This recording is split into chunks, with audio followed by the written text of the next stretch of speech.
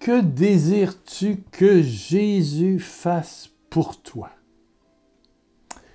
Ici, maintenant, aujourd'hui, à l'heure où tu écoutes pour la première fois cette vidéo, ou la deuxième fois, peu importe.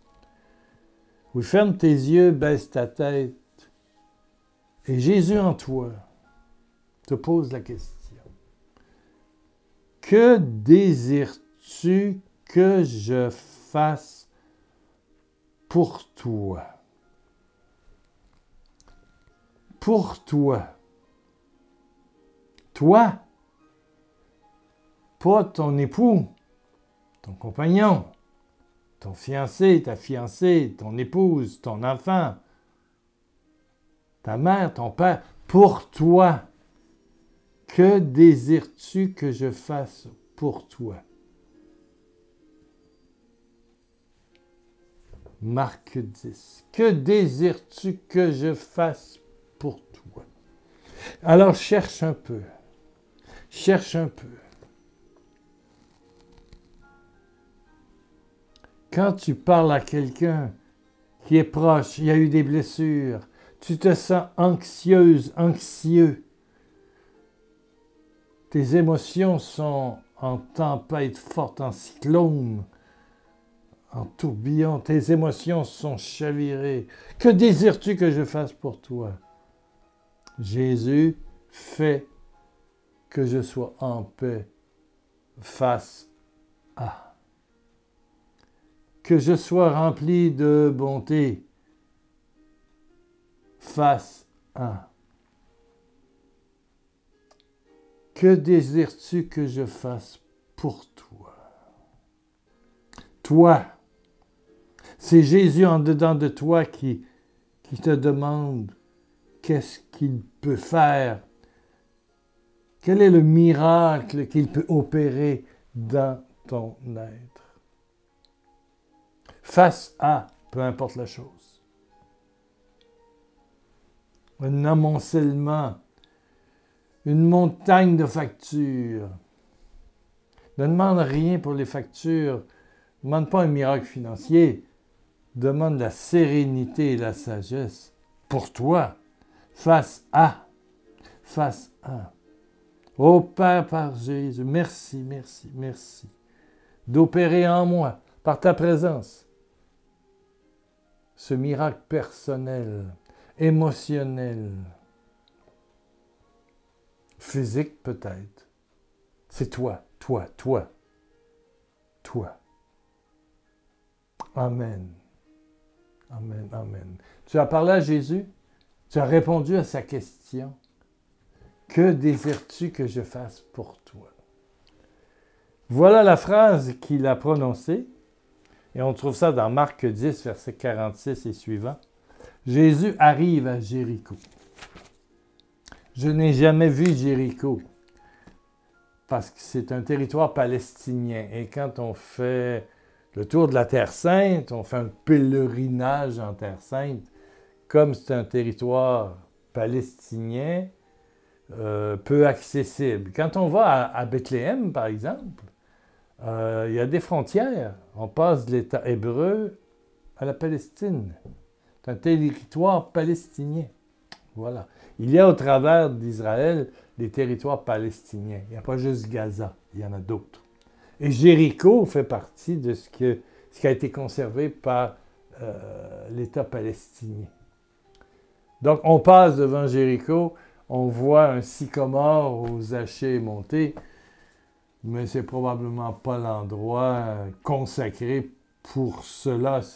L'autobus arrête en bordure de route, on descend même pas, on continue vers la mer Morte. Jéricho, on rentre pas à Jéricho. Il paraît que Jéricho, c'est très beau, avec des sites archéologiques magnifiques. Ah oui, Jéricho. Bon. En tout cas, là, Jésus est rentré à Jéricho, bien sûr. On sait qu'à Jéricho, il y a la nappe phréatique. Tu creuses même pas 1 mètre et tu as de l'eau. C'est un des endroits les plus bas du niveau de la mer. Donc, tu es collé sur... Tu mets un bâton et puis ça pousse. Tu n'as même pas besoin de l'arroser. Jéricho, c'est un sol... la nappe phréatique. L'eau est là. C'est bas. Voilà. Tu n'as pas besoin d'arroser tes plantes. Alors, ça fait des fruits énormes. C'était le début de la terre promise des Juifs. Voilà, Jéricho. Les murs de Jéricho. Voilà. Alors, lorsque Jésus est sorti de cette ville, à la sortie avec ses disciples, une grande foule le suivait.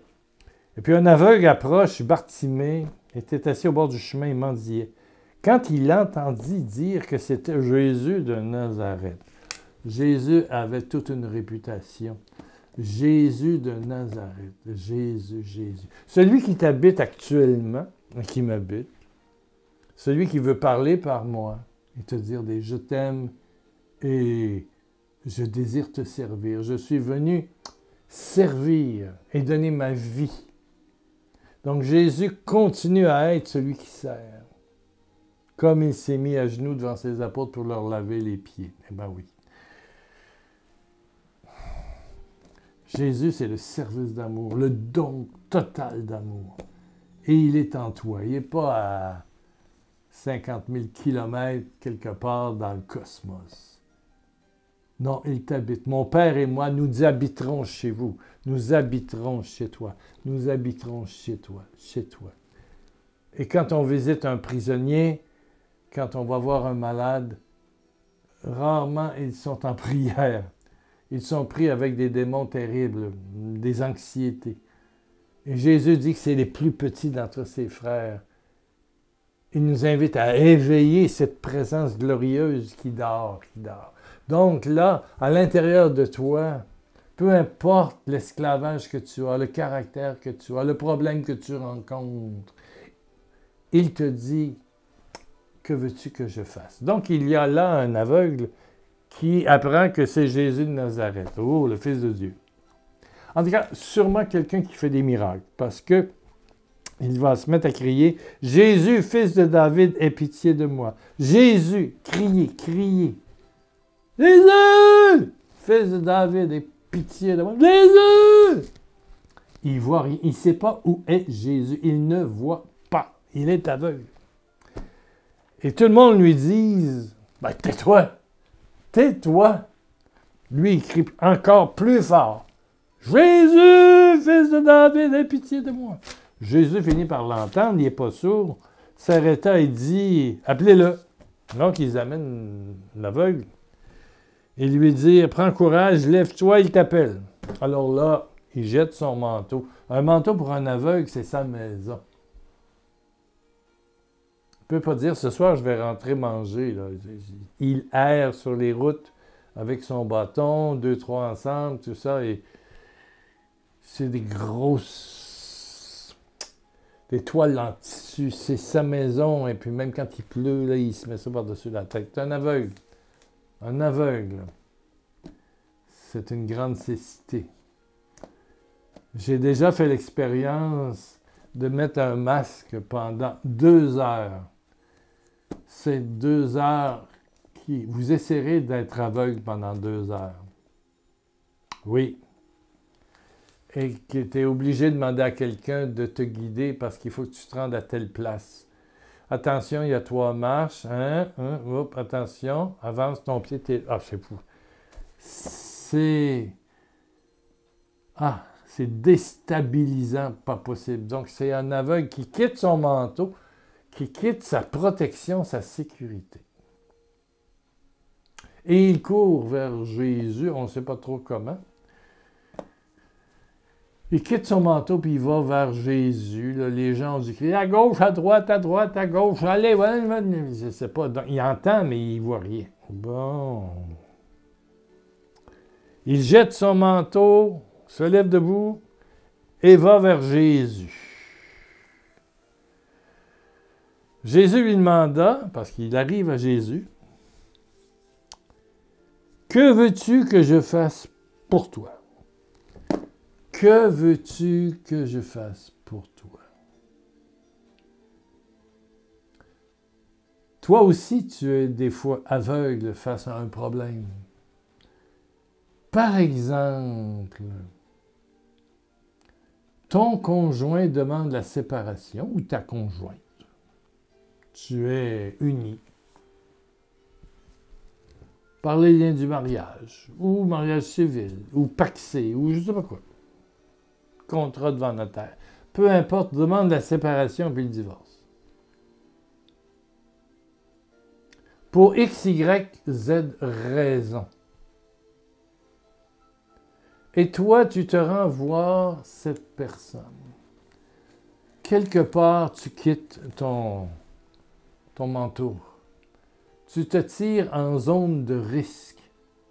Autre exemple, quelqu'un t'a blessé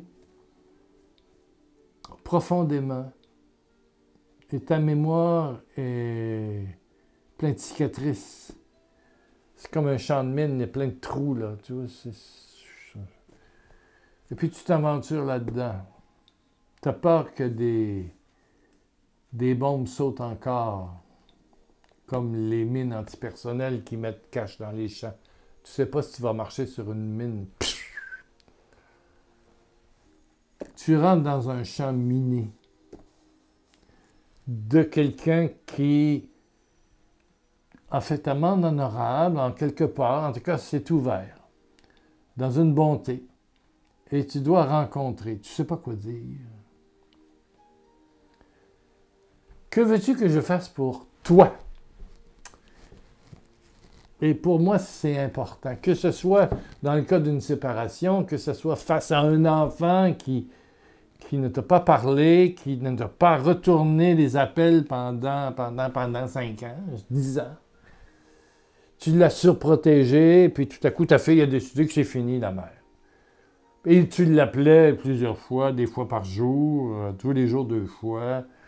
Hyper possessive, pose des questions, qu'est-ce que tu fais, où tu es, qu'est-ce que tu deviens. Bon. Alors finalement, ton garçon ou ta fille peut prendre des années avant vraiment d'ouvrir la relation. Mais tout à coup, la porte s'entrouvre et tu dois aller passer quelques jours, je sais pas moi, à Lyon, tu habites la Martinique, tu habites la Guadeloupe, tu habites la Réunion, tu habites Rodrigue, tu habites Madagascar, peu importe. Ou il est rendu en Réunion, toi tu habites en métropole, ou tu habites à Québec, puis lui habite à Sherbrooke. Puis il ouvre la porte. Et les relations étaient tendues, et puis il y a eu des gros mots, puis il y a eu... Alors tu t'es protégé, puis tu as coupé les ponts. Mais ça t'a toujours travaillé. Alors, il faut que tu te rendes rencontrer ton fils, ta fille, ta belle-fille, des petits-enfants peut-être, ou encore, tu es dans le cas d'aller rencontrer ton mari ou ta femme, et puis c'est pas encore fini, les histoires de divorce, puis de ci, puis de ça. Puis il y a les enfants. Puis tu es pris dans une espèce de champ de mine. Et tu sais pas comment réagir. Quelqu'un t'a blessé, tu sais pas comment, tout à coup, il peut revenir là-dedans et ça repart. Et ça t'a fait tellement mal, tu veux pas. T'es paralysé. Moi, j'ai connu ça, je connais ça encore. Des fois, des gens qui m'ont blessé, qui font amende honorable, sont bons. Alors, comment on reprend le contact? C'est pas facile. Mais Jésus te dit, que veux-tu que je fasse en toi, pour toi? Pas pour l'autre, pour toi. Pour toi. Si c'est, bon, aller revoir la femme qui a demandé le divorce, bon, je suis veuf, là, c'est pas mon cas. Je n'ai pas donné de cas personnel. Mais ça aurait pu être ça, on ne sait jamais. Bon, j'ai jamais connu le divorce. Mais comment réagir? Comment agir? C'est là où il faut demander. Et c'est là la prière. Que veux-tu que je fasse pour toi? Pour toi. Ça fait peut-être 25 ans que tu pries pour ton mari, que tu sais en quelque part, peut-être infidèle. Peut-être. Mais tu as des petites crevettes ici et là. Il y a des histoires, là. Oui. Oui. Il part en voyage souvent. Qu'est-ce qui se passe? T'es pas là. Il t'appelle pas beaucoup pendant ce séjour. Est-ce qu'il n'y a pas une femme en quelque part? Bon. Ou madame, elle, quand le mari est parti, il n'y a pas un homme en quelque part, là, un ami. Ouais. Donc, quand tu te retrouves, comment on réagit? Ben, c'est l'heure de demander. De demander. Et là, je parle aux couples qui sont toujours ensemble aussi. Il n'y a pas question toujours de divorce. Le couple est rendu froid. Et puis, quand ton mari est là ou ta femme est là, tu es stressé, puis ta gueule de bois, tu deviens acariâtre, homme ou femme. Tu deviens dur dans tes réponses, courtes. Que demander pour toi sinon? Seigneur, donne-moi la bonté. Ouais, ça se demande. Pas pour ton mari, pas pour ta femme, pas pour ta fille, pour toi. La bonté, l'écoute. À une femme qui disait, ça fait longtemps que je prie pour mon mari, je disais, depuis combien de temps tu pries pour toi? C'est ça. Jésus, en dedans de toi, te dit, je suis là. Je suis dans ton cœur, ton corps, tes émotions, ton être, toutes tes cellules. Que désires-tu que je fasse pour toi? Toi, tu pries pour ton mari. Bon, mais tu ne pries pas pour toi. Et c'est toi la première personne. La première personne qui va intervenir avec Jésus. Ton mari ne croit pas. OK. Mais toi, tu crois. Mais toi, tu crois que quelqu'un t'habite. Parce que croire, c'est avoir une relation personnelle intérieure avec Jésus. La Trinité. La Trinité est cette force glorieuse qui est en toi. Peut-être endormi. Peut-être que tu as une religion faite de statuts, puis de ci, puis de ça, puis de formules, alors que finalement, c'est un intime au fond de toi. Un intime. Un amoureux. Un serviteur des serviteurs qui est là dans ton être profond. Dans ton être profond. Jésus, tu es en moi. Qu'est-ce qu'il dit en toi? Que désires-tu que je fasse pour toi? Même chose qu'à l'aveugle.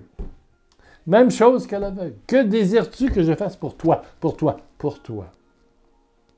Ben, pour moi, c'est d'être un chrétien joyeux, capable d'écoute, de compréhension. Donne-moi plus d'intelligence de la situation, Seigneur, plus de douceur, plus de serviabilité. C'est ça. Prier pour toi-même est extrêmement important. Pour passer du désespoir à la vie, de l'anxiété à la paix, de la division à l'unité, de la maladie à la santé. Oui. De la précarité financière à un niveau de vie raisonnable et viable. Oui. Plein de problèmes d'argent, que désires-tu que je fasse pour toi? Ben, demande pour toi la sagesse de chaque phase, le discernement face à chaque dépense, l'organisation. Donne-moi l'intelligence de la situation, Seigneur. Donne-moi ton Saint-Esprit qui éclaire, qui rend perspicace. Oui. Que désires-tu que je fasse pour toi, dit Jésus? Que désires-tu que je fasse pour toi? Amen. As-tu compris? Avant de prier pour l'autre, pour une situation, réponds à cette question de Jésus qu'il a posée à Bartimée. C'est dans Marc 10. Que désires-tu que je fasse pour toi? 51. Marc 10, Évangile de Marc, chapitre 10, verset 51. 51. Que désires-tu que je fasse pour toi? Que désires-tu que je fasse pour toi? Voilà le plus important. Amen. La prière, je dirais la guérison, le miracle commence par là. Miracle relationnel, de couple, de famille, d'argent, et même miracle de santé. Un médecin s'occupe de toi, il dit fais ça. Et puis c'est difficile pour toi. Et puis tu as peur. Et la peur rend malade, hein? Seigneur, que désires-tu que je fasse pour toi? Seigneur, fais pour moi que j'ai confiance à mon médecin, aux médicaments qu'il donne, que tu es en moi et que tu portes la même maladie que moi, que je ne suis pas seul, tu as la même maladie que moi. Donne-moi la sérénité dans la pauvreté. Et ça change quelque chose. On arrête 20 minutes. On va essayer de ne pas être trop long aujourd'hui. 1 million de bisous à ton moi blessé. Que désires-tu que je fasse pour toi? Intention de prière. Mets ça ici en bas. Un petit pouce, il manque 65 personnes pour atteindre 8000 abonnés. J'espère que nous allons l'avoir bientôt, 8000 ou 9000. Abonne-toi si tu n'es pas abonné, donne le lien à quelqu'un de tes amis. Ouais, oui. Millions de bisous de Jésus.